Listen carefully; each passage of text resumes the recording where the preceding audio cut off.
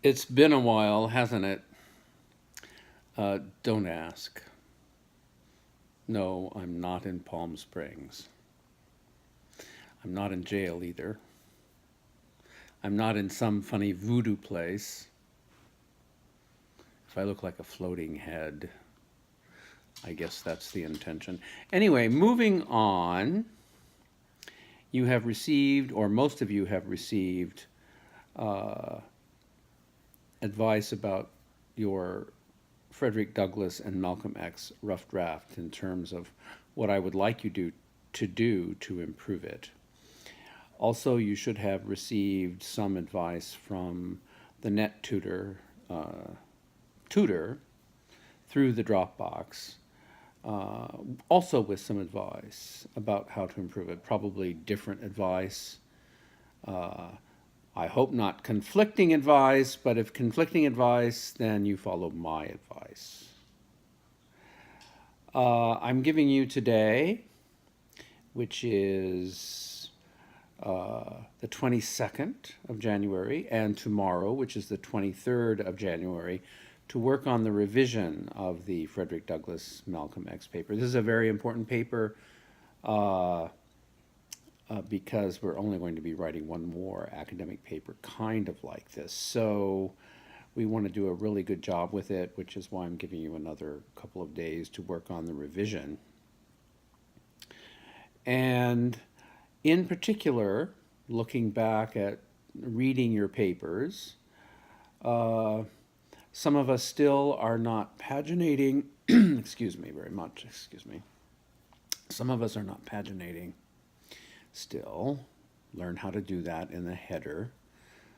Most of us have the heading correct. Some of us, many of us are still not double spacing correctly. We are not checking the box. When we go to double space, we click on where we double space and there's a little box there to check so that you don't have extra spaces between paragraphs. You need to do that. And I know it's petty, isn't it? But you still need to do it. Professors expect it.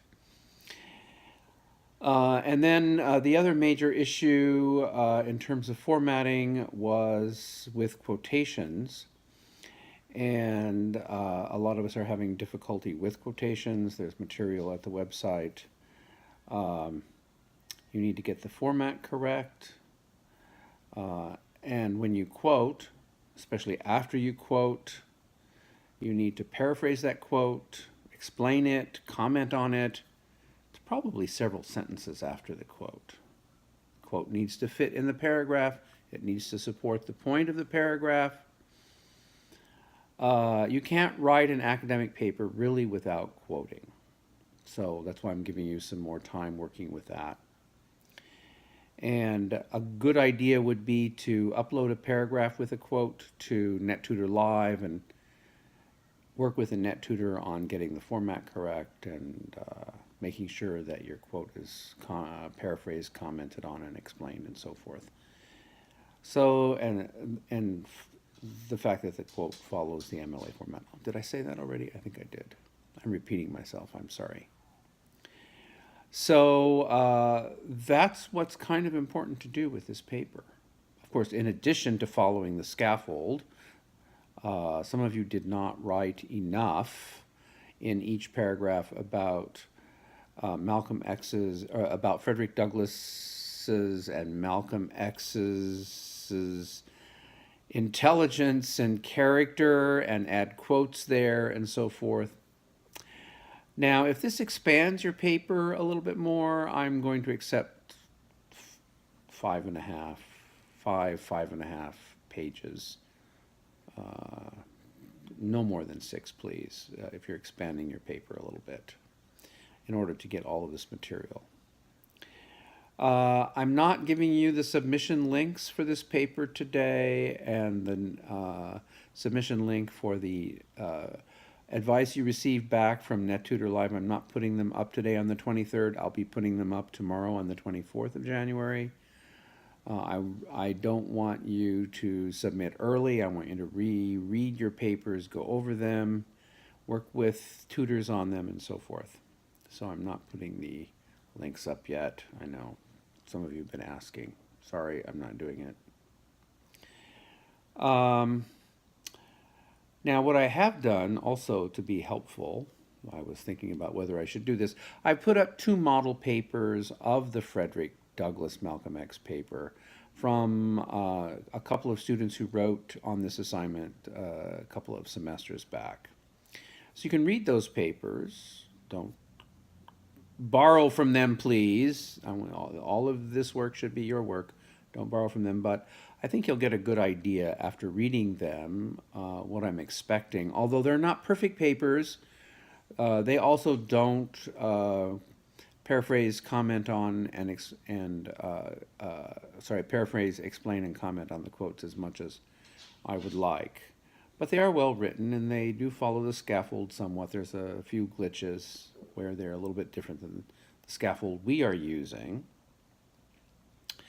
But I still think that you'll find them helpful. So read those papers carefully, and I think maybe that will kind of put your mind at ease, and you'll get a sense of what I'm really expecting with this paper by reading them. And of course, I told you that we won't be doing a midterm. It's okay. We will do the final, though, because I want to get right into our next academic paper, and then we have the Laramie project to read, and we're going to do a final exam. So that's what's coming up. Deadlines, some of us are still fudging deadlines a little bit. It makes life much more difficult for me, and so if you don't get everything back on time, if you submit late, I get it back to you late. That's sort of how it is. So you kind of go to the end of the line when you submit stuff late, and I get to it when I can. Also, when you submit stuff late via messaging to me, you have to do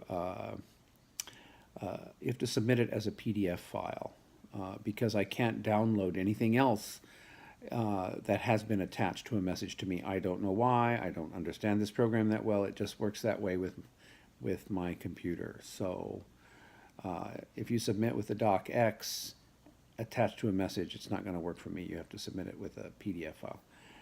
But make the deadlines, people. It's, this is really what gets you into trouble with professors more than anything else, especially online.